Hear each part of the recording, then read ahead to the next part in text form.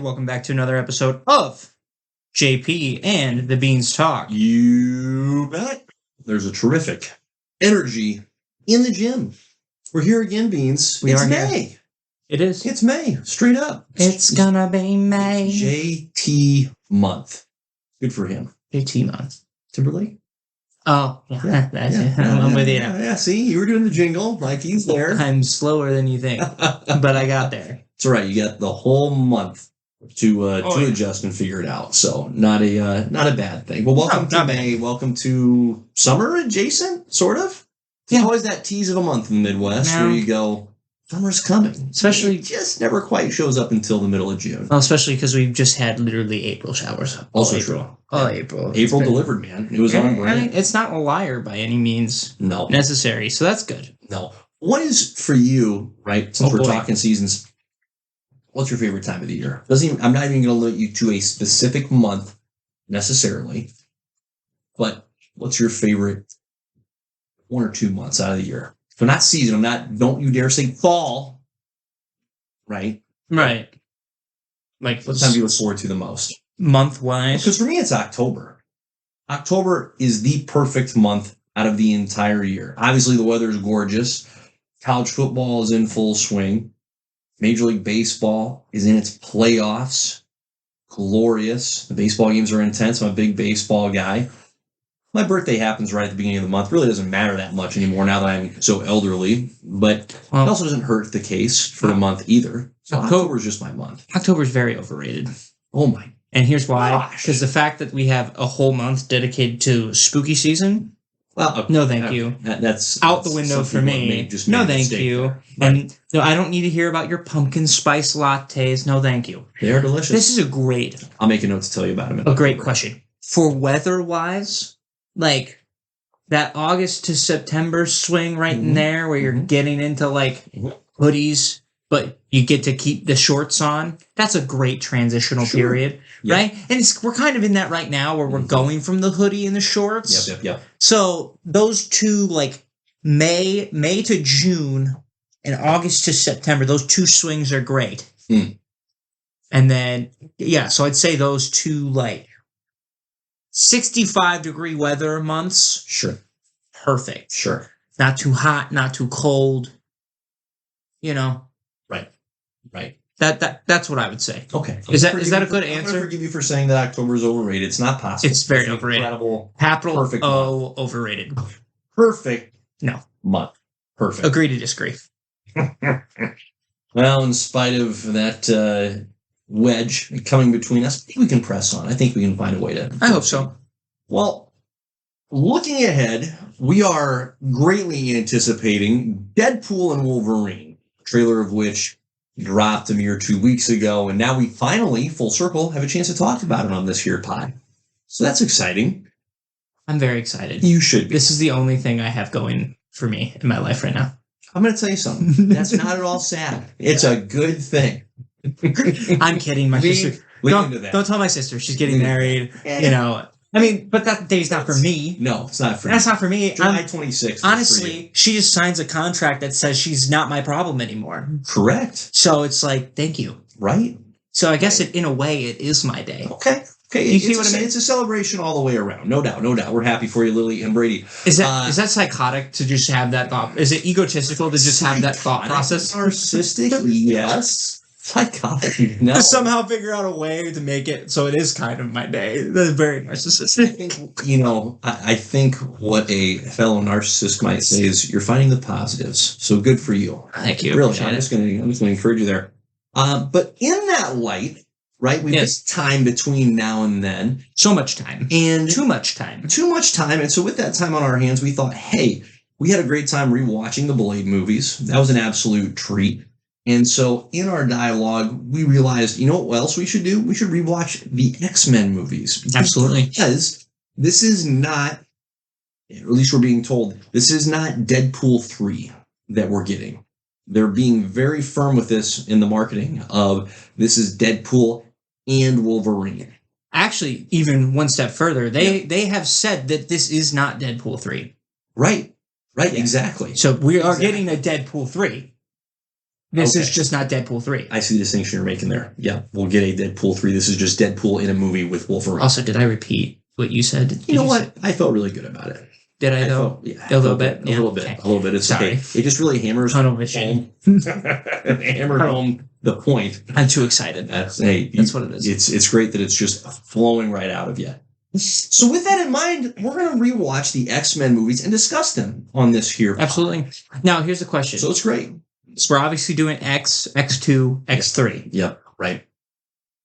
Are we doing First Class and then find it Days of Future Past? Yep. And then Age of Apocalypse. And then are we doing X-Men Origins Wolverine? Are we suffering through that? I shouldn't say suffer. That movie actually has some high points in that movie. 100%. We'll get into that a little bit. That's a roller coaster ride of a movie. Yeah. I think that's going to be a game time decision. I really enjoy First Class. I'd be willing to rewatch Days of Future Past, and Apocalypse. Part of me is tempted. I feel super indecisive right now when it comes to those Wolverine specific movies, because there are elements of the origin and the Wolverine that could be worth rewatching, but we'll see. We'll just see what we're feeling. The Wolverine is just a very forgettable movie. It really is. That was one of those movie going experiences that I was very excited for it, and it just didn't deliver. Missed the mark. It did, very much so. But we can get into that later. Yeah. If we get there. Anyway, so to start out today's pod, and of course we'll have another classic JP and the Beans top 5. But to start out today's pod, before we get into Deadpool and Wolverine, let's tackle the big piece here, the big piece of meat, X-Men from the year 2000. Absolutely. So it's been a little while now. Just a wee bit. Just a wee bit. So came out in 2000, directed and written by Bryan Singer, and Bryan Singer prior to X-Men. Ooh, actually, I need to double check my sources. And I believe Kevin Feige had producing credits. Correct? Was it this one or was it later down? I'm pretty sure he had producing credits in some of the X-Men movies. Yeah, good question. Let me dig into the producer side to see if our dear sweet Mr. Feige had his hands on this one. I think there's a shot. Okay. Here's what I was looking for. So, have you ever seen the movie The Usual Suspects? No. It's worth a watch. It came out in 1995. That's where Bryan Singer got his big break. It's very well regarded. I won't give anything away. It's kind of a crime whodunit flick, a lot of twists. Worth the watch. You won't regret that. But Bryan Singer, the reason I'm honing in on Mr. Singer here is he really didn't do anything other than the X-Men movies. Like, truly, for as solid as X-Men 1 and X2 are, and then he departs before X-Men 3, he really didn't use these movies as a platform very well to jump off and see his career continue in any really meaningful way. If I recall correctly, he actually departed the production of X3 or passed on the opportunity to direct that movie so that he could direct Superman Returns, the fairly forgettable Superman flick starring Brandon Routh. Hey, that's an Iowa boy right there. That is corn-fed and cornbread, baby. Mm-hmm. I've got nothing bad to say about Brandon. He was not miscast. Nothing negative about him. The movie itself was... It was odd. It was out there. Yeah, it was just a... Yeah, it was tough. It's fun. Superman just, I guess, it happens to him as a character, I guess, with his movies. I just don't understand it. He didn't need to, but it definitely It's fine. did. It's all good. Hey, there you go. Feige's in there as a co-producer, according to the IMDb's. And so smart! Kaboom. There you go. I couldn't remember. I didn't know if he was with the initial jump or if he, joined later. No, good pull on your part. So Feige's in the house. Almost always a good sign. Now, let's run through the cast, okay? This is, I just have to say, an absolute banger of a cast. It is a quote-unquote banger. And also, how freaking gorgeous is this cast? Everybody's extraordinarily good looking. Yeah. Extraordinarily, for the most part, attractive. Yes. And you got a little Ian McKellen in there. So that's adds a little levity to it. I'm sorry, Ian. I love you, but you're not the eye candy here. But seriously, from man to woman, it's unreal how good these people look.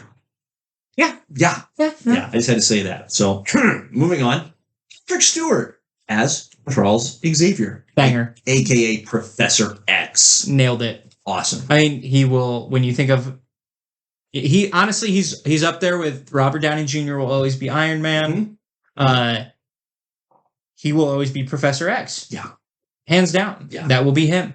I'm honestly suspicious that he, meaning Patrick Stewart, I'm suspicious of him being an X-Men fan for years and just having his head shaved and honing in his own personal look where people would just see him and go, oh, that's freaking Charles Xavier, so that he could someday get the role when they made an X-Men movie. Possible. I wouldn't put it past him. He's a crafty. He legitimately looks like him. Ripped straight out of the comic. Oh yeah, it's fantastic. And he's perfect for the role. Now, the casting move that I think in hindsight was fairly bold, because this guy doesn't, in my opinion, look like Magneto taken out of the comics. Ian McKellen as Eric Lencher, aka Magneto. And I think they just went with him because he was established already. Correct? He's got a phenomenal voice. He has to borrow the acting phrase, a presence about him. So a gravitas. There you go. So he's great for the role. But I don't think it's, rude or hyperbolic to say he's also too old for the role. He's great. So don't hear me saying I'm complaining or going, this is a mistake. But it's, for as much as they nail so many of these casting choices on the button, this was an intentional, hey, we're going a little bit of a different direction here. Like, Patrick Stewart even looks like legitimately younger than Ian McKellen, like a good decade. Here's where I'll push back on it. And I'm not upset. Not upset. I think you have to go older. Yeah. Because his origin is so based in World War II. Like, totally he was fair. 8 to 10 in that range as a child. Yeah. And this clearly shapes him to who he is at that point in time. Yeah. So you kind of have, like, your hand is. I'm so sorry, Spider-Man. That's one of the ones that doesn't matter. So it's fine. But like, they kind of force his hand. Yeah. To, like, you're like, oh, he has to be older. Yeah. Yeah. No, not like with Fassbender down the line where you're like, oh, this is set in the 80s. Yeah. This is fine. Yeah. No, totally agree. So we won't dwell on that. Hugh Jackman as Logan, a.k.a. Wolverine. Fantastic. Now, here's one that might be controversial. Ooh, good. You have one too. I don't think he, for me, is going to be like the only person that can ever play Wolverine. I think I would be okay and accept somebody else playing Wolverine. Like, he's not that, like, don't get me wrong, very iconic for Wolverine. He's played... Yeah, has the Guinness Book of World Records for playing one character, a comic book character, for the longest amount of time. Like, he beat out. I think him and Stewart are going back and forth because of all the X-Men movies. Nice. But nice. That's hilarious. No, but he's good. I don't disagree. He's great. I don't disagree with that take. I think what Hugh Jackman has done, just from a legacy perspective, is, and this comparison is becoming a little dated because he is long since passed, but Christopher Reeves, who played Superman during the first Superman movie. Like, there have obviously been other individuals that have played Superman in movies and in TV shows, and there's not been this hullabaloo of, oh, how dare they? Right. So it is certainly a character. It's similar with, like, the Batman. You can have other individuals embody that character. The Batman one, since the character wears a mask, that's a little bit easier to get away with. Superman and Wolverine, at least in these movies, most often Wolverine's not wearing any kind of a mask. Which he should be. And I think should be. I think that's where the missed opportunity happens with Wolverine and the X-Men movies as a whole with Hugh Jackman. The fact that we never got, like, an actual iconic suit until this year. Right. He's been playing Wolverine for 24 years. And it's the first time. And it's the first time we're getting a comic accurate. Thank you, Ryan Reynolds. That is all Ryan. I know it in my heart. Correct. So thank you, Ryan. But I again, he's great. He's fantastic Wolverine, don't get me wrong. The height thing doesn't really bother me that much. Oh, jeez. I do hope the next one is 5'4", 5'6", because I genuinely think that would be hilarious to have a short Wolverine. Because I think it just adds to it a little bit. But At the end of the day, it doesn't bother me that much. Like it bothers some people. It's those are people who are looking to be upset. Right. No, and Hugh is just, again, that word, that gravitas, that presence. He's terrific. I mean, he does a heck of a job, and I couldn't tell you how, right? I'm not a professional actor, but he does a heck of a job at being able to be both ferocious, which the role calls for, right? To have that violence in his presence, but to also have some other measure of tenderness and of humanity. Like, and his relationship with Rogue in this movie in particular draws that out of him, right? But it's believable. It doesn't feel like when you're seeing those scenes, regardless of what scene Hugh Jackman is portraying Logan or Wolverine, he is totally believable, regardless of what it is he's being asked to do. And I think that's one thing that's very important to the Wolverine character that people kind of tend to look over. Like, even in the comics, like, he looks out for the kids. Mm-hmm. Like, the kids are top priority for him. He wants to make sure they're not just weapons, that they are treated as people. Sure. Like, I mean, shit, him and Cyclops split off into two different X-Men groups entirely at one point because Wolverine's like, I want the kids to be able to be kids. And Cyclops is like, no, they need to be ready for war. And it's like, Sure. whoa, Wolverine's going that way? So that's a very important aspect to it. But like, yeah, he nails the sass so well. Oh, it's so fantastic.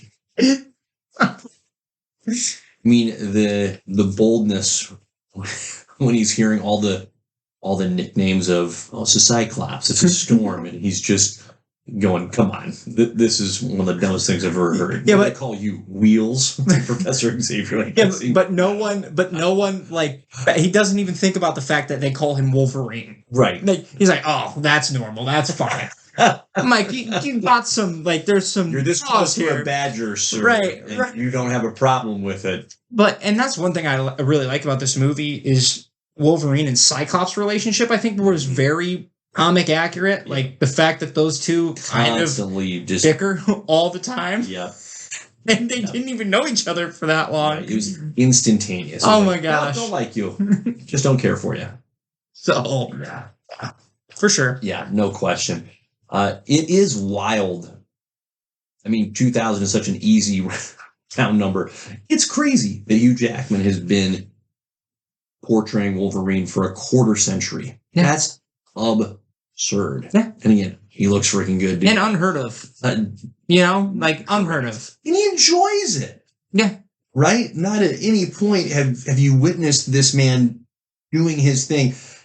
We're gonna settle on Wolverine here for just a little bit longer. Okay. Those Wolverine solo flicks we brought up just mere minutes ago, he's not a problem in any of them. No. Not in a single one of those. No. Are you going, oh, Hugh? No. I mean, he's just as charismatic, he's just as engaging and worthwhile in the horror movies as he is in the best of the X-Men movies. It's really outstanding and a testament to the guy. I mean, there's a reason outside of the fact that Wolverine's probably one of the most popular Marvel characters, but like, I think there's also a reason that he was the centerfold. Mm-hmm. And we didn't even bring up Logan. Mm-hmm. So three X-Men or three solo movies. Right. So, and Logan is phenomenal, but I mean, there's a reason he was the focal point. I don't think they had a choice. I think their hand was forced to the point where, like, well, he's obviously the most intriguing character with all of his past going on, with the metal infusing into his body, like the loss of memory, all that stuff. It's totally every aspect of why those movies get made makes sense. Right. It's just a shame that, depending on your point of view and depending on which movie you're discussing, that they weren't collectively better. Right. They didn't utilize his talents to the best of their abilities. Yeah, and I think one thing, the struggle is that I think they struggled because he was so good at balance. Correct. On bringing up some of these other characters that are just as important to the X-Men as Wolverine is. And But yeah, we can get into that later. Yeah, no question. All right. Hey, that's some good Wolverine talk. Famke Janssen as Jean Grey, a.k.a. Jean Grey. Dr. Jean Grey. Excuse me. Thank you. Dr. Jean Grey. No, she's a doctor. When they said that, I was like, sure. Yeah. Sure. Go with it. Yeah, we'll give it to her. Yeah, we'll give it to her. It's something, okay, this is going to be really transparent with this. Something I appreciate about the movies is that, again, like I said at the outset, this cast is freaking gorgeous. Everybody looks great, man and woman. She grew on me. They all both look good and execute their roles well, right? There aren't, in my opinion, any, okay, you just put that person in the movie because they're pretty. Oh, yeah, for sure.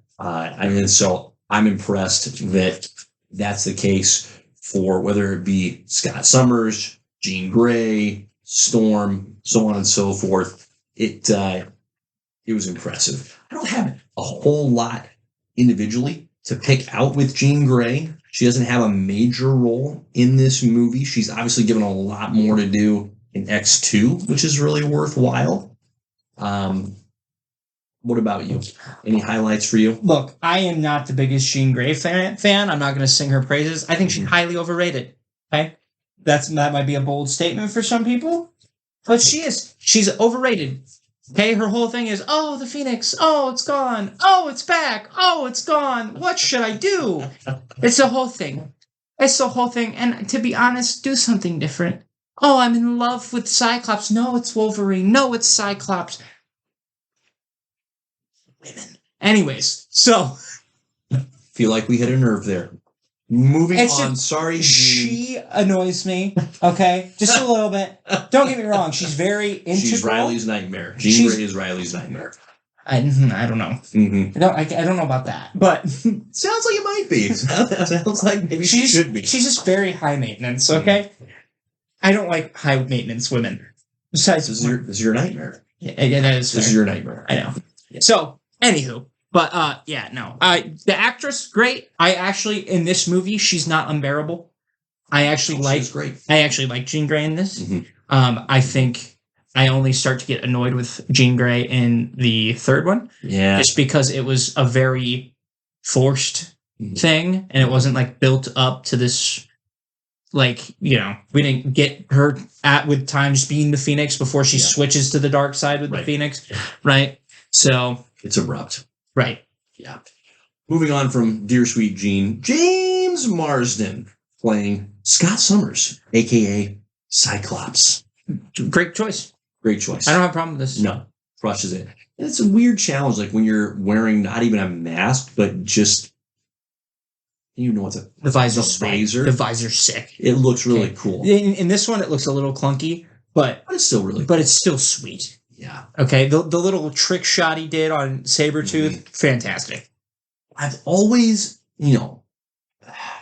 wondered every time I've seen him shoot the laser out of his eyes, like, is there ever a scenario where he could just cut through something? Because it's termed a concussive blast, correct? Right? So it's not a laser in the strict sense of it's designed to cut through something. It's just designed to push really hard. Yeah, it's going to knock you back. I wish he had the ability to kind of like on his visor, like oscillate and go, and now we're going to cut through something, but this time we're going to hit something. I mean, it does oscillate. I know, but I just want like some more extremes. Yeah, I see what you're saying. Yeah. And maybe they change color too, like, ooh, green is cut through something. Red is just going to give you a little push. And I don't know where I'm going with this. Down a dark path. It is interesting, though, that, I don't know. That's fair. That's fair. That whole concussion blast thing is so, like, unnecessarily complex when it comes to like the science behind it. Oh my gosh, it's just silly. But the fact that they just didn't make it a laser is crazy to me. Like, why you're like, oh no, it's a concussion blast. That way he doesn't kill people left and right. Oh, it just looks cool. Like he should be able to cut fools in half. I agree. That would be a lot neater. And it's like, no, we put the visor on you to dial it back a little bit. But think about it this way. If he turned it all the way up and hit somebody, yes, I feel like it would explosion. It would be worse, though. Mm-hmm. because it would be like tearing them apart. Yeah, you wouldn't want that. No, you want a clean cut samurai sword. It'd be Superman through the chest of Joker. There you go. Yeah. Times 10. Not great. Not great.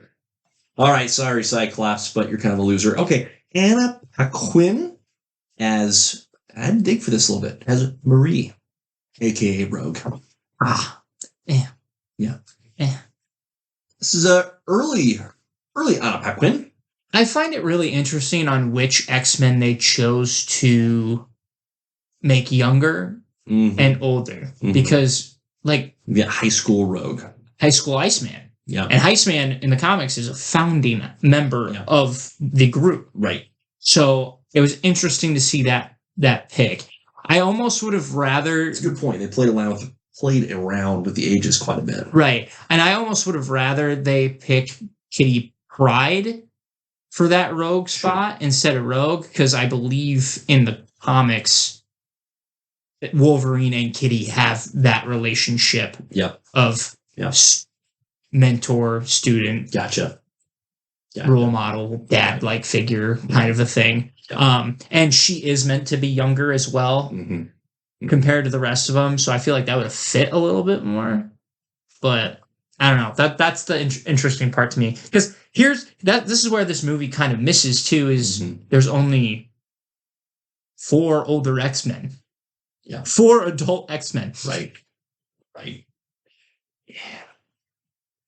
It's a choice. Yeah, it's a choice. Halle Berry. Perfect. In here. As Aurora Monroe, a.k.a. Storm. Perfect. Yeah. 10 out of 10 casting. Great. Fantastic. Storm. Badass. Right, they give her a decent amount of action in this movie, which is outstanding. I wanted more. Yes. I wanted more because she is a horse. Of course. Right? You can bring the lightning. Hello. Oh yeah, electrocuting Toad was hilarious. The line, looking back, because I remember that line where she's like, you know what happens when a Toad gets electrocuted? I remember it being way more badass in my head, and then I was delivered. I was like, that was clunky. That's very... it does what everything else does. I'm like, no. Somebody else wrote that for you. That was not your choice. Correct. You know that. You didn't freelance there. No. So, no, she's fantastic. I love Storm. Storm is probably one of my favorite female superheroes all time. It's hard not to... She's hard to beat. Yeah, she's really stellar. And she's one of those characters, she has good action scenes throughout this trilogy, and yet I both wish she had more action scenes, and I wish they just spent more time with her character. Because her character in the comics has plenty of complexity, and yet I felt that was a missed opportunity in the movies. Oh yeah, for sure. And I watch, because to me she should be right up there with Wolverine. Because she's that integral to the X-Men. I've been watching X-Men the animated series. I'm sure when I'm done we'll talk about it at some point. But it's hard not to compare the two. But Storm does get a lot of screen time, a lot of fleshing out, because she is kind of the mother to the X-Men in a way, right? You have Wolverine, who's dad, grumpy old dad. Freaking dads, man. Yeah, so that's where I'm at with it. But yeah, I wish they would have executed her powers a little bit more. We got nothing with hail. We got lightning and we got wind. Weather opens up a whole batch of options. I would have loved her to get the wind behind one of her punches. Because that was one of the one things I noticed about these, especially the Statue of Liberty scene. There's not a lot of combat. It's a lot of knocking each other back. There's not a lot of hand to hand, right? And outside of Wolverine and Mystique, those two threw hands, and rightfully so. They both have that background, but outside of that, they are getting knocked back left and right, both sides. Yeah, it's come on. Sabretooth's just a human bowling pin. I know. We'll get to him. We'll get there. We'll get to him. Ray Park as Toad, a.k.a. Toad. Here's one of the funny things I noticed with the villains is you don't get anything other than their alias. Toad is just Toad. Rebecca Ramjan is Mystique. Just Mystique. Right? Question about Toad. Yeah. Toad's actor. Yeah. Is that the guy who was Darth Maul as well? Correct. Yeah. I'm on a whole you're crushing it. this is going to sound weird, but I think Toad needed to be uglier. Oh yeah, he needed to be gross. Like he was already gross. The whole the puke tongue thing. is disgusting. The tongue is gross. Right, The like puke the phlegm or thing puke that hits Jean Grey in the face. Yeah. I would have vomited. Oh, I would have choked on my own vomit. You would have because Yeah. it covered your mouth. Yes. Yeah. She couldn't breathe. Yeah. So, Terrible. yeah. Gross. But somehow he was not like he was toned down in that sense, right? Like he was just not. He wasn't disgusting to look at. He was just was kind of slimy looking. Yeah. Well, and we might as well get into this now. That's one aspect of this movie that I don't know if you want to call it good, bad, or it's just the reality of the movie. It isn't trying to present a comic accurate aesthetic of the X-Men. It is very much in that vein of, hey, how can we make these characters fit into the real world, like fit into our world? And there's merits to that. There are. And I think part of if I'm going to play devil's advocate for why that's the case, I think truthfully in the year 2000, if they had tried to put out a X-Men cast with that style of costume and outfit, I just don't think the production value would have been high enough. It would have looked meh, but you slap a bunch of leather on them and you go, well, that looks pretty cool. Even if it's not what it's quote unquote supposed to look like. Yeah. And I think that's also a result of why these iconic villains kind of fell to like goons. Yep. Like they were goons. Right. They were there to get smacked around. Yep. They're there to smack and get smacked. Right. So. Yeah. And I think, but that's why I bring it up now with your point about Toad. Like, yeah, he should look nastier. And when we get him, reborn at some point or remade in a future X-Men movie, I would expect that he's going to be quite a bit more gross. But I think at this stage, it's like, listen, we got a guy. He can jump. We're going to put some glasses on to make his eyes look big. And can we do a CGI tongue? We can? Let's do that. Okay, can we do anything else? No, just the tongue. And they leaned into the tongue. They definitely did. They did. And when he ate that parakeet, I was disgusted. It was gross. I was like, why did you have him do that? Doesn't even make sense. Toads don't eat birds. When does that happen? Sick. Yep. He's not a gator. But, okay. I digress. Yeah. Rebecca Romijn as Mystique. Fantastic. Spoke very little. Very little. Very little at all. Had very little Luckily, she grows her role a little bit down the line, like in the next movie. They give her a lot more to do in X2. Oh my gosh, fantastic for her character. But like, this one is rough. Can you imagine both how long and frankly, like, how awkward it would be to get in that particular, like, get that makeup done? Yeah, I was just going to actually bring that up. What a bold choice, because that's not any... She wears clothes. Oh my God. She wears clothes. Right. She wears... Right. Like, yeah. Like any person. This is a weird way of, like, being like, oh, she's naked, but she's not naked. Yeah. But, like, we all know, like, if this is real life... I guess. She would be naked. It's just weird. It's weird. So, just wear clothes. Yeah. Wear clothes. And here's the thing. They doubled down.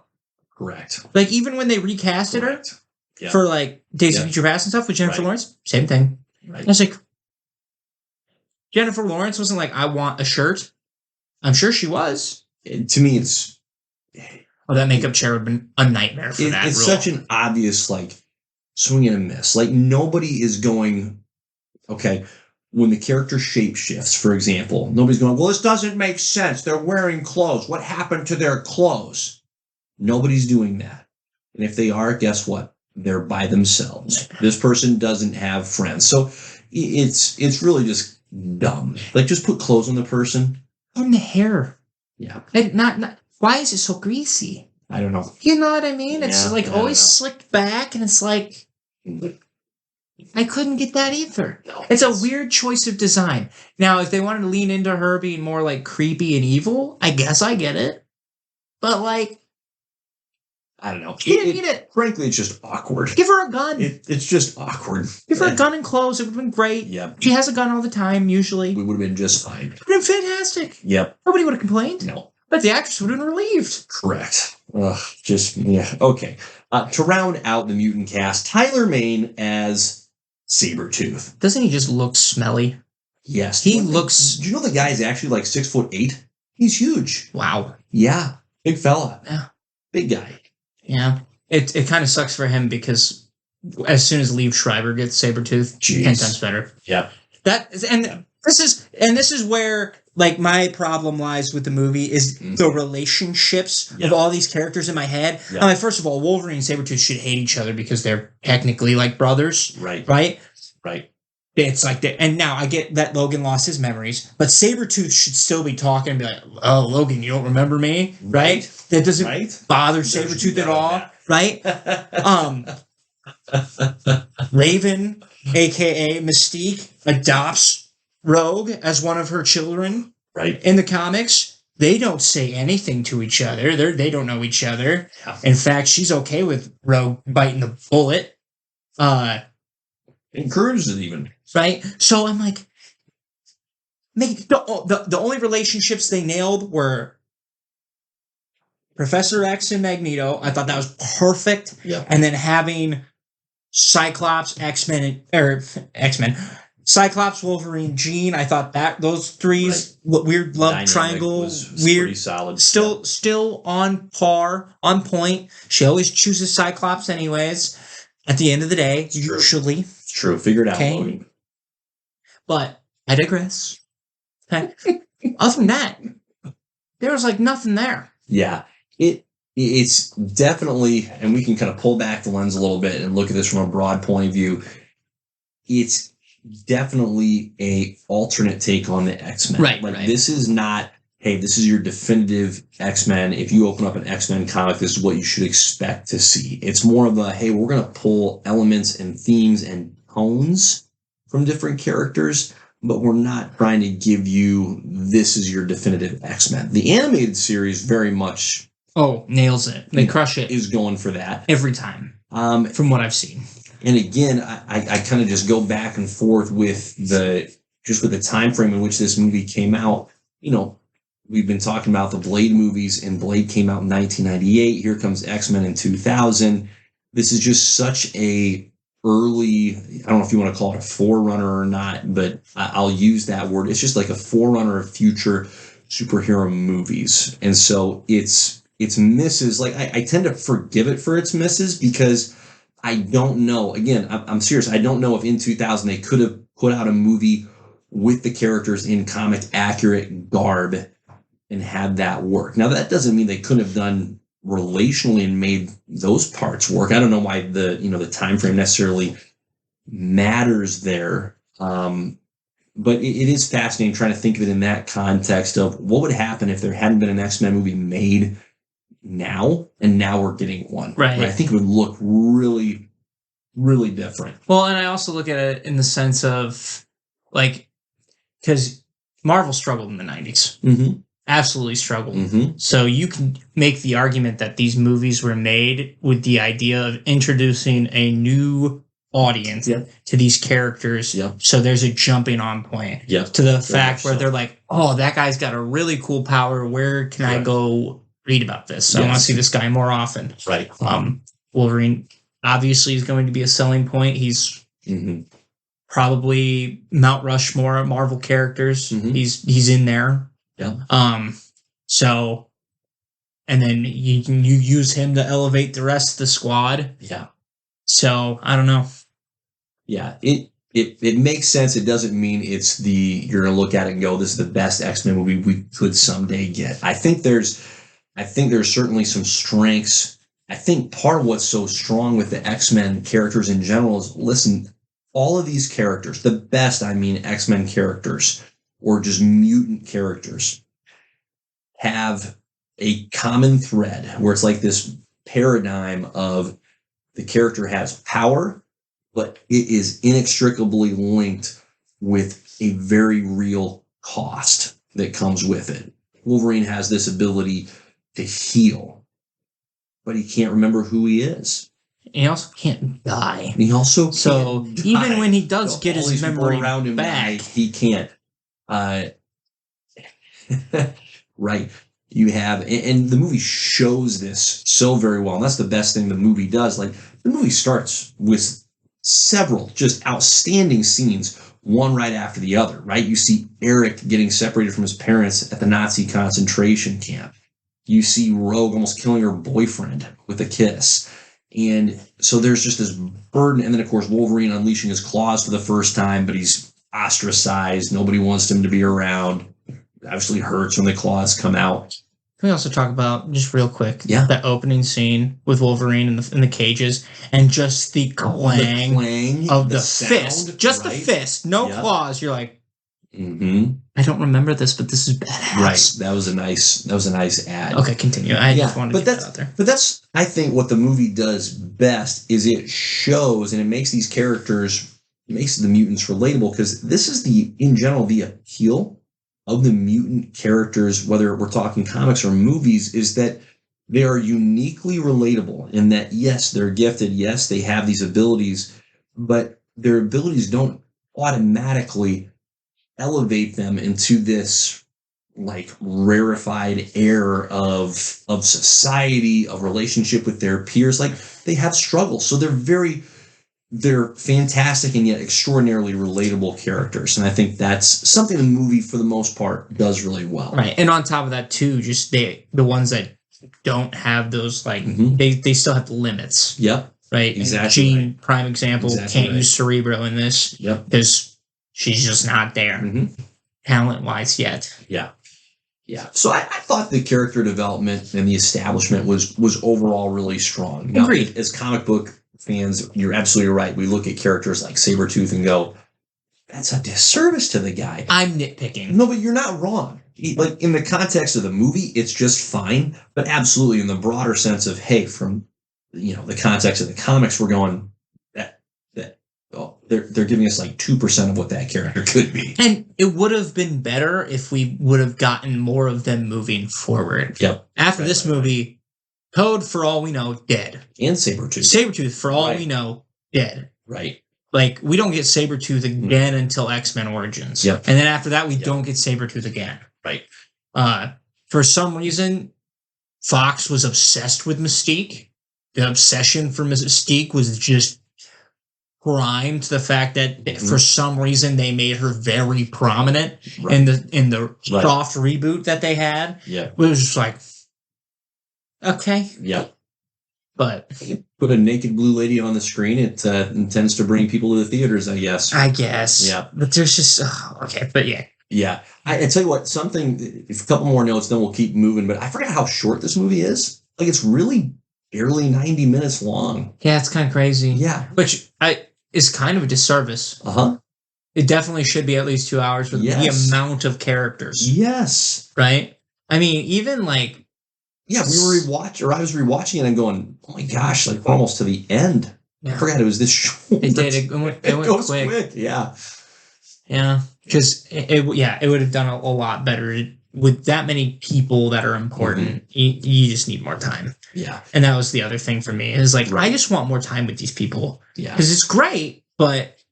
Yeah, and it's one of those action movies, too, where really the action isn't great. It's fine, but it's very dated. And I don't even really give it a pass on that, though, because, again, we know, hey, Blade came out in 1998. Blade 2 is going to come out in just a couple of years, and there's great action in both of those movies. Blade's fantastic. And there just wasn't much in the way of, creative choreography or fighting techniques. So there's good elements of the movie, no question, but its action isn't something that stands out.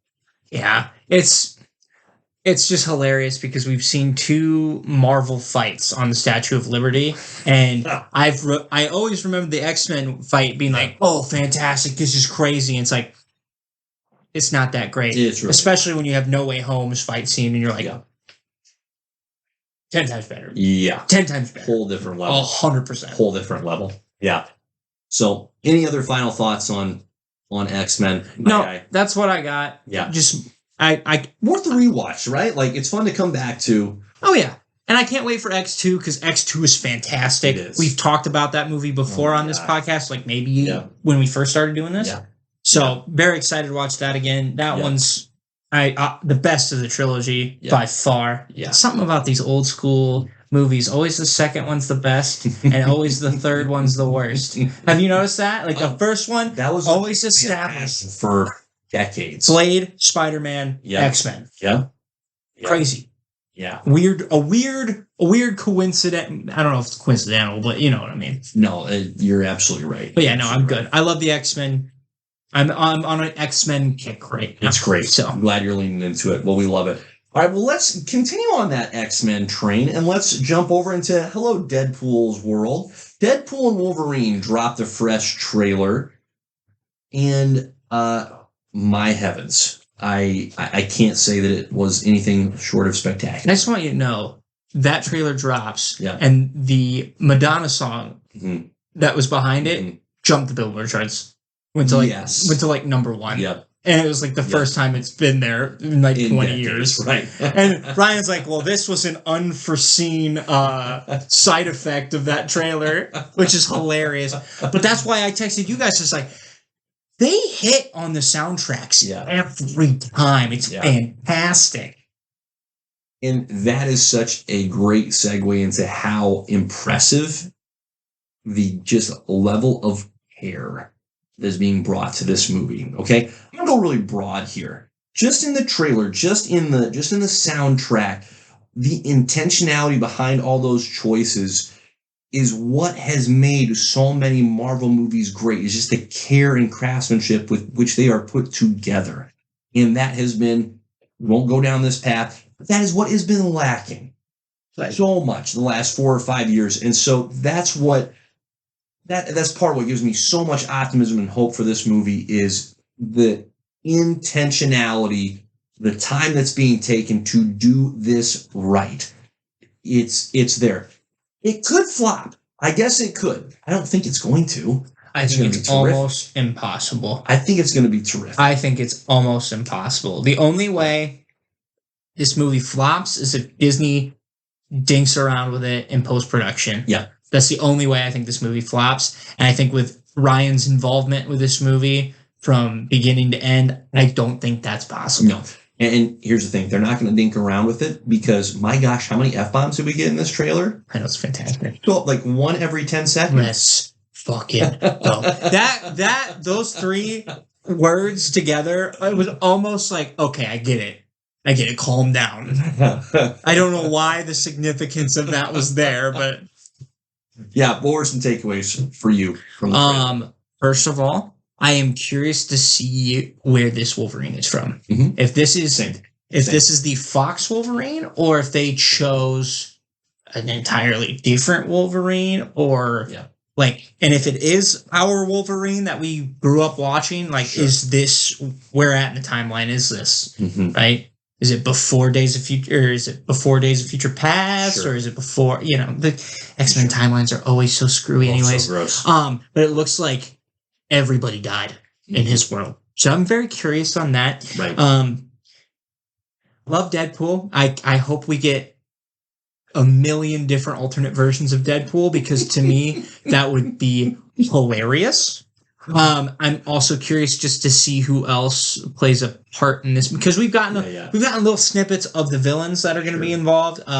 Cassandra Nova, which is the weird, evil, psychonetic twin of Charles, who's just insane. She's like Carnage. She just wants to destroy everything. You got Charles Xavier, and then on the opposite end of the morality spectrum, you have Cassandra Nova.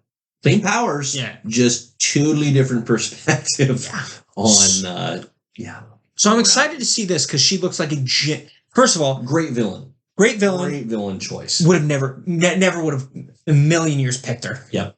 Never would have thought about her. I would have been like, oh, okay, whatever. It's a great villain choice. Yeah. Because that means there's going to be a lot of people dying. Mm-hmm. Nobody's going to be just living or getting out of this unscathed. Yeah. Great. They showed little, in that tidbit of all the other villains, Lady Deathstrike from X2, it looks like she's back. We already knew about Pyro. Looks like we're getting Nightcrawler's dad, Azazel. Yep. Who... He is so good in First Class. Oh my... He's so cool. Terrifying. Such a badass. I don't know what it is with him and Nightcrawler that just... So super excited about him. I'm sure we're getting some version of Toad. I wouldn't be surprised if we're getting some version of Sabretooth. Personally, I hope it's Liev Schreiber, but I also wouldn't. That'd be great. But yeah, I know they offered for the Juggernaut from X-Men 3 to come back. He turned it down. So Sure. I'm hoping we do get maybe the Juggernaut from Deadpool 2. Sure. That would be fantastic. The hype is there. Yeah. We're going to get a lot of X-Men content. First, not even that. We're going to get a lot of good Marvel-related content in this. I think a lot of it's going to be X-Men just to showcase the fact that we have everyone. Like, we have all of them. Even the people that you don't think are here, they're here. And so just to have that and, bring somebody else on board just to have them connect with Ryan. How about the giant dead Ant-Man corpse? Crazy.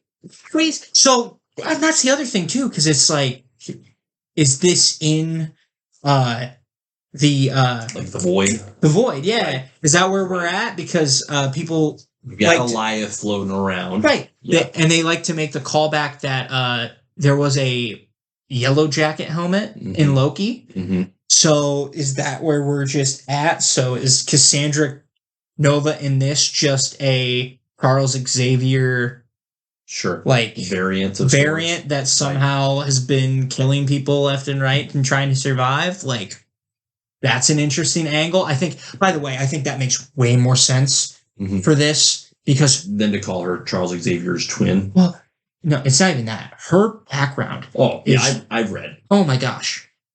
It does make sense. No, it's a total Cuz Comics move, because it absolutely does not make sense. They're just making dozens of crap up to get her to exist. It's like, it's the most convoluted. It's so convoluted. No, look it up if you're bored. Right. They're going to make a very simple, this is a Xavier variant. And I would rather have that. It makes way more sense. Yes, if that doesn't happen, I guess we'll be done podcasting. I'm that confident that that's going to be the case.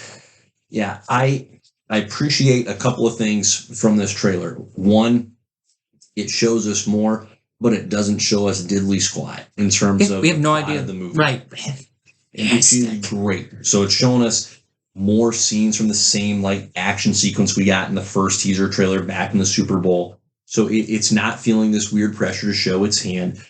The cameos that it's showing are great. Biggest thing for me was just getting freaking Hugh in the flesh. He looks fantastic. He looks magnificent.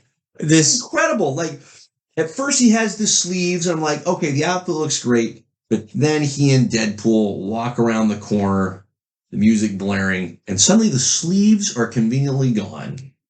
Hello. Did you? I saw a quote from Hugh, and he's like, "Yeah, I put on the yellow suit," and he's like, "I don't know why we weren't doing this from the get-go." He's like, "This just feels amazing." He's like, "This feels right." I am so excited for this duo. Yes, this is going to be iconic, to the point that I hope to God we get a trilogy of it. Just those two together. Yeah, I don't think it'll happen, because I don't think Hugh's going to hang on that long. No, but. I agree, not likely, but... Oh my gosh. We touched on this already, but again, can you not just appreciate the freaking dedication of the guy? It's incredible. It's incredible, and of course he's just bringing it again. Unreal. It's so funny, because if he's not Wolverine, he's in a musical. Sure. Can we just think about that for a second? Different end of the spectrum. I'm going to kill all these people. It's going to be bloody. Can't wait to fight you. Express myself in middle finger, and and then it's like, this is the greatest show, and you're like, really? Yeah. Or he's in freaking Les Mis, and he's and he's like, he's fantastic in both, but it's just so different. You could slash his throat right now. What are you doing? Where are your claws? Where are they? It's just it's so funny to me. The irony was not lost on me, to give Deadpool a little nod here, on how Deadpool was killing TVA agents with literal branches, right? The whole purpose of the TVA is to trim branch timelines, and here's Deadpool, using, my eye. I must have missed actual branches, a stick, to kill TVA agents. That's fantastic. I need to watch. I need to go watch that again. Craftsmanship is just elite. it's not just good enough for Deadpool to kill TVA agents. Like, no. You need to use not any of the weapons we've shown you using before. We're going to give you a wooden stick, a branch that you've picked up off the ground, and you're just chopping them up with this thing. I am Marvel Jesus. I can't wait. Yeah, it's... the hype is real. And how can it not be? And I'm right there with you. I'm fascinated to see what universe this Wolverine is being pulled from. I don't even know what I hope for in that regard. If I would prefer a clean slate as far as, hey, this isn't a Wolverine we've seen before, or I mean, I think that's what I should hope for. I don't know. They kind of alluded to it. Yeah. Like, this is you're going to see a different side to Wolverine. Sure. To me, the only thing that would make sense to me is if we get Wolverine, a younger one before Logan, where everybody's already dead. Yeah. And he's living that moment. Sure. That's the one where I'm like, okay, maybe that's where, like, if they go the timeline route, right? But outside of that, like, I don't know. I kind of want them to honor those movies in a way. Mm-hmm. As like a goodbye to the whole franchise, because that's kind of what this movie I think is going to be. Is like, hey, we still respect the X-Men movies and what they did, but you're never going to see these characters again. These characters played by these people again. This is it. So, including Wolverine, I think this is Hugh Jackman's send off again. Yeah, somehow he gets 2 send offs, and they're both going to be fantastic. Like, Logan was a beautiful swan song to the end of Wolverine, and they're like, you know what? We're going to do it again. It's between this and Spider-Man. Wow. Let me try it again. Holy buckets. Spider-Man No Way Home, bringing Toby and Andrew in. Right. Like, I can't think of other, like, more impossible moves that were somehow made possible. Oh, and you know what is the craziest part about that is I think they went into that as like, okay, this is going to be the last time you see these two as Spider-Man. And instead, after that movie, everybody's like, we want Toby 4 and we want Andrew Garfield 3. And it's like, whoa, what did you didn't think that was going to happen. Yeah. So that's also part of me. I think with Wolverine coming back, it's like, it's going to be hard to not have him want more. You know what I mean? And I'll say this, like, I hope that both in the case of those two, Spider-Man and for Wolverine, that they just have restraint and say, no, we're done. Because you either do that, you either end on the high note, or you keep going until you've fallen flat on your face and you go, oh, crap, I guess we're got to be done now. And that's where I'm at. Yeah. And for me with them, I think I'm done with Hugh. I think this is it for me with Hugh, unless they bring him back for Secret Wars, and that's his it. And it's but less of like him being like the star and more of him just showing up as a cameo, next to Nicolas Cage's Ghost Rider, right? And then with the Spider-Man, I think they're a little different. I would love a Logan style movie with Toby. Okay, like just his last hoorah. Yep. Right? And maybe he gives it off to Miles at the end of it and we call it a day. Sure. But with like Andrew's a little different. I would almost, if Sony wanted their own Spider-Man, their own Peter Parker, I think you let the MCU have Tom and you just take back Andrew and you have the best of both worlds. Sure. Fair enough. My thought process. Fair enough. But then again, Sony can't make a live action Spider-Man movie to save their lives. So that's where I'm at with that. But I both do and don't want that for Andrew. I digress. Personally, for me, if they just show up in Secret Wars for even a tiny bit, I think that is pretty cool. I think that's the level of respect that they deserve, and it's almost like a Hall of Fame. Hey, here you go. Yeah, no question. Good things. Deadpool and Wolverine. The marketing has been tremendous. July 26th. Can't get here soon enough. It's gonna be sweet. Last thing I'll say about this, good buddy Eric, faithful listener of the pod, bless you, Eric. He was texting me. He was like, "Hey, so we got to go see this together. and on the biggest screen possible. And also, there's no way my wife is coming. This won't be her jam. I showed this trailer to my wife, and she's like, so you're just going to go to that by yourself, right? So apparently this is not marketed towards the female audience. Dude, this is a dream come true for me. This is everything that I could have ever wanted and more. I'm so excited. See, I don't have that problem. I can just go to a movie. I'll tell you what, you're living that. No, it is what it is. Anyways. It is. Well, without further ado, let's jump into another classic. JP and the Beans Top 5. Today's Top 5 is in the X-Men movie universe. We have been introduced to a myriad of characters. As we know, Wolverine has received the most screen time. But amongst all those characters, those that maybe we've seen some of already, but not a lot, or some that we haven't seen at all, which of the X-Men, or just more broadly, which of the mutant characters would we like to see more of in movies moving forward? Riley, you go first. My number 5 is an X-Men villain I can't believe we haven't seen in all of the movies that we've gotten. I have Mr. Sinister at number 5. Yep. This dude is an evil bastard. Okay? Like his whole thing is that he just wants to make genetic perfection. Right. He does clones all the time, which we've established clones are never good. Never ever. I would die on that hill. So he does all that, and like he's just always a slime ball too. You look at him, for some reason he's got very pointy teeth, and you're like, why? So, and he's lived for a very, very long time because he just is a geneticist. So I got Mr. Sinister at number 5. That's great. I'm gonna do the villain route at number 5 as well. For me, it's Sabretooth. I love the physicality of the character. I love the tie that he has to Wolverine's history, as, I mean, depending on which comic or movie you want to draw from. I don't mind the fact if we're going to say, hey, they're actually brothers in some respect.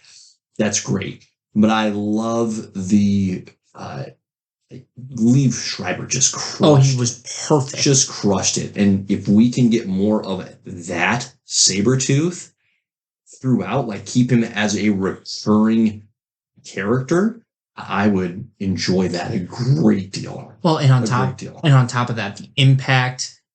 We probably talked about this before, but X-Men First Class, the opening scene is phenomenal. Just those two together going through war after war after war, because that's the only thing they know how to do is fight. Right. And obviously, you fight a war together with multiple wars with the same guy by your side the whole time. You are gonna be close. Oh boy. Yeah. So I agree. I'm with you. Yep. So Sabretooth is my number 5.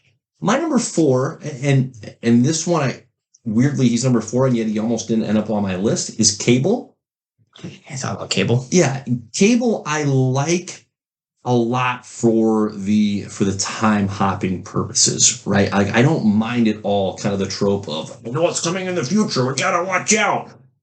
I really don't mind that. For some reason, the X-Men always have issues in the future. Always have issues in the future. If it's not Cable, it's Bishop. If it's not Bishop, it's somebody else. Part of the reason why I want Cable is just, he's one of the coolest looking characters. He's badass. Like the cybernetic eye, the freaking weapons that the guy has. He's just a walking war machine. So I just want to look at that. Even if and Josh Brolin was really good. Josh Brolin did a great job. The cybernetic arm, like, it's all very, very cool. So he's just one of the cooler looking X-Men characters. So Cable's my number 4. My number 4 is, we're staying on the villain track. It's a fancier Sentinel. I have Nimrod. Hello. Don't know if you've ever heard of Nimrod, but pretty much I've called Nimrod a few times. Yeah, never cared for fair enough. But he's an even harder to kill Sentinel. Like, he's got other powers. Like, you destroy him, he can regenerate if you're not careful. Yep. So I got Nimrod at number 4. I love it. At number 3, I have Hope Summers. So Summers makes the list. I love Avengers versus X-Men. She is the Messiah. She is the mutant Messiah. if they ever did like a storyline where House of M happens, Sure. they lose all their powers for the most part because Scarlet Witch is like, nope, you guys are all done. She gets the Phoenix Force and pretty much brings the mutant race back times 10. And so, and her powers are sweet. She pretty much just, from the other powered people around her, she can just use those powers. Right. Dope. Yes. Okay, especially when you're around the X-Men. Okay, that's OP. So, not bad. I have Hope Summers at number 3. I love that. My number 3, I'm going to stay on the villain track as well, is Apocalypse. Now, I don't want Apocalypse as a one-off. I want him constantly in the background. I mean, this is a villain that in and of himself, mano a mano, is extraordinarily powerful. But part of what makes him so appealing from a villain perspective is, he has the 4 horsemen. So he's always equipping and working with other evil mutants, hyping them up. Not necessarily evil, though. True. Sometimes they turn in a different direction. But I enjoyed the X-Men Apocalypse movie. It just sucked that they killed the guy. It's like, what are we doing killing him? There's no the unkillable guy they kill. In one movie. Yeah. It's like, if we could just keep him alive, that would be fantastic. So I'd be down for some Apocalypse. My number 2 is Gambit. We've had very little of Gambit, but that ability, like just in general, his mutant ability is so freaking sweet, where it's like, hey, I'm just going to pick up this cup, load it up with some energy, and all of a sudden it's a freaking fiery weapon. That's awesome. Everything in the room is a weapon for him. So pretty stinking cool. He's got the Donatello bow staff, just because, I guess, but he probably loved Ninja Turtles growing up. Couldn't blame him. Yeah, so Gambit's my number 2. My number 2 is Apocalypse. Yes. I love the survival of the fittest mentality. It does not matter if it's human or mutant. Right. You look at Age of Apocalypse, he had Hulk as his rider of war. Like, Hulk was that guy. Gambit was one for a little bit. Obviously, Archangel is one of the most iconic ones. Pretty common. But good, bad, if they died, it's possible. I know there's another one where it was Deadpool and Moon Knight were recruited into the 4 Horsemen. Sure. So, yeah. And by the way, in the X-Men animated series, he is nutty. Absolutely insane. That dude is a crackpot. It was more that crazy. Guess what? You can't kill him. They've tried multiple times. Can't kill him. Can't be done. Because he's been alive since the ancient Egypt days. All right? Guy can't be taken down. So that's my number 2. I love that. And my number 1 is semi a cop-out, but I have Gambit and Rogue. Oh. Because, first of all, we had one of the most perfect castings for Gambit in X-Men First Class. Yep. That was a great choice for Gambit. It was awesome, and we barely got any of them. Yeah.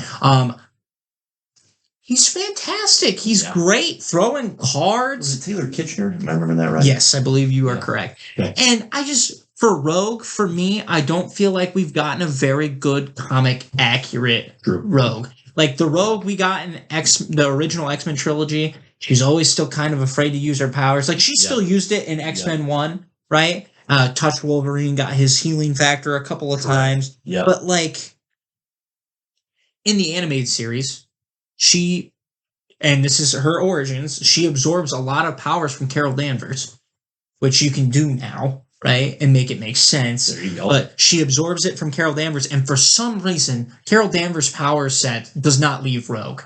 Everything else leaves Rogue, but Carol Danvers' power set never leaves Rogue. And so she is just an absolute powerhouse in the animated series.